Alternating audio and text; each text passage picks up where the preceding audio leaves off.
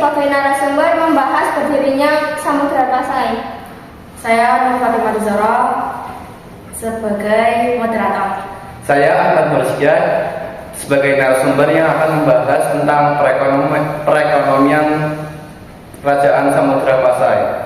Saya Latif Jodin absen 17 sebagai narasumber yang membahas tentang keruntuhan atau kemunduran Kerajaan Samudra Pasai dan mata pencaharian masyarakat pada saat itu.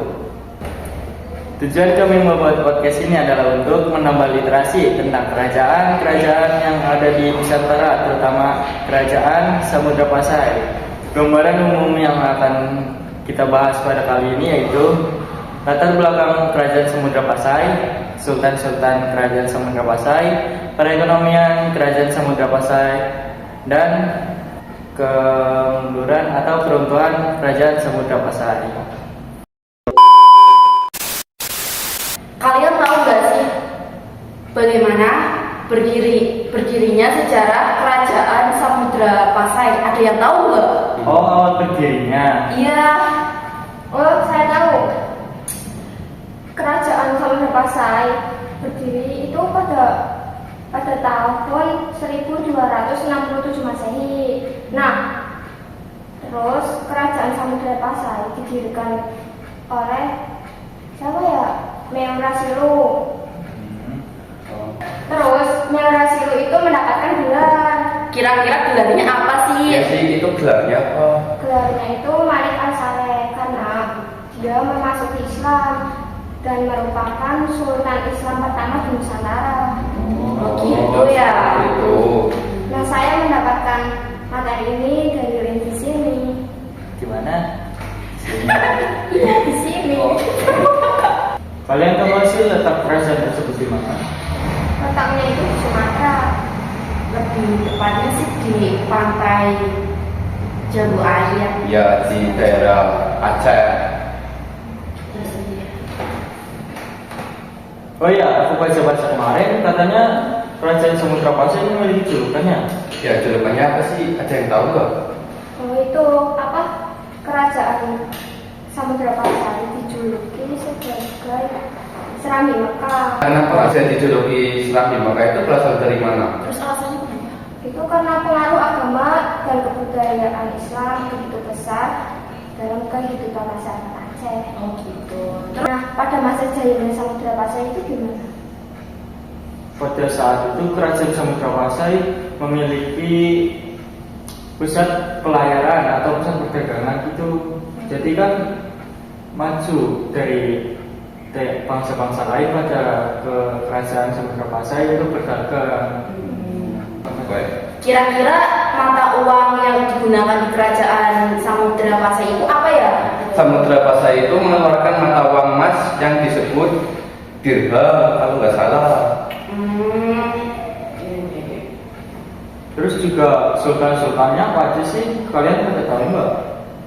Sultannya Iya. pertama Sultan Malik Al-Saleh yang berkuasa pada tahun 1267 sampai 1297. Yang kedua Sultan Mahmud Malik Az-Zahir yang berkuasa pada tahun 1326 sampai 1345. Nah, yang keempat juga ada Sultan Mansur Malik Al-Zair yang berkuasa sejak 1345 sampai dengan 1349.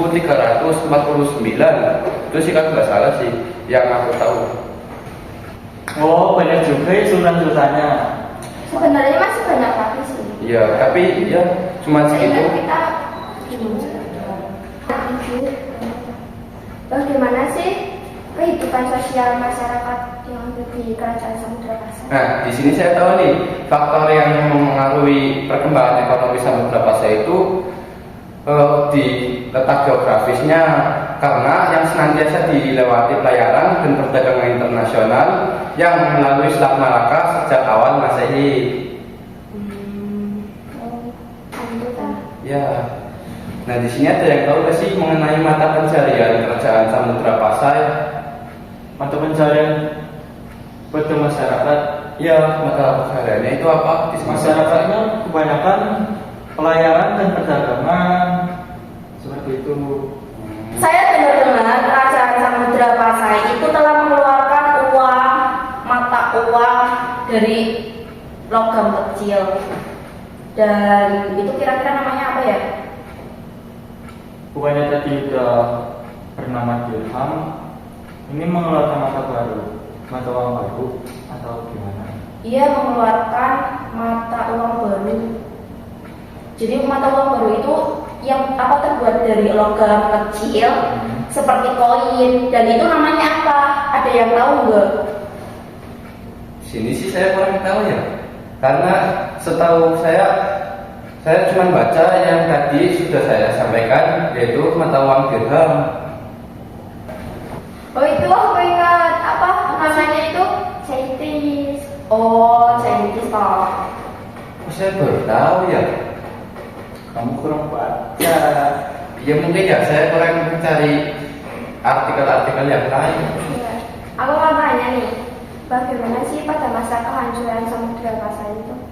Ya, itu Samudra Pasai hancur sejak tahun berapa sih? Oh, nih aku tahu nih. Pada tahun 1300 Samudra Pasai itu diserang oleh Majapahit. Diserang oleh kerajaan Majapahit. Iya, nih pada awalnya kerajaan Majapahit hanya menyerang di perbatasan. Itu gagal. Terus Majapahit menyerang dari dua arah, yaitu jalur darat dan jalur laut kalau nggak salah. Nah, pada jalur darat itu mereka gagal lagi. Namun pada jalur laut mereka berhasil masuk untuk menguasai istana. Nah, serangan Majapahit ini pun membuat kerajaan Samudra Pasai hancur dan mengalami kemunduran beberapa saat. Nah, pas kehancuran Samudra Pasai itu dipimpin oleh siapa sih kira-kira? Kalau nggak salah Sultan Zainal Abidin. Ada hancuran. Jadi setelah kerajaan Samudra Pasai mengalami kehancuran dan diserang oleh kerajaan Majapahit, itu bagaimana? Kalau itu saya kurang tahu. Mungkin teman-teman di sini ada yang tahu. Saya sih kurang tahu. Setahunya, sepengetahuannya saya, kekuasaan Samudra Pasai kembali merosot pada awal abad ke-15.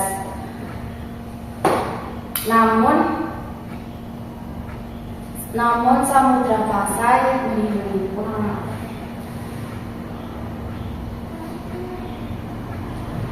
Kayaknya kesultanan itu baca rasanya.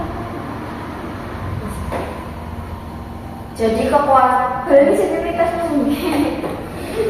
siapa? Pertanyaan. Berarti sebenarnya. Iya. Kau Pertanyaannya, setelah kerajaan Samudra Pasai mengalami kehancuran yang diserang oleh kerajaan Majapahit, gimana? Kalau itu saya kurang tahu. Mungkin teman-teman ada yang tahu. Sepengetahuannya saya sih, jadi kekuasaan Samudra Pasai kembali merosot pada awal abad ke-15. Kerajaan ini kalah pamor dengan Kesultanan Malaka. Meskipun makin merosot, kerajaan Samudra Pasai ini namanya telah abadi.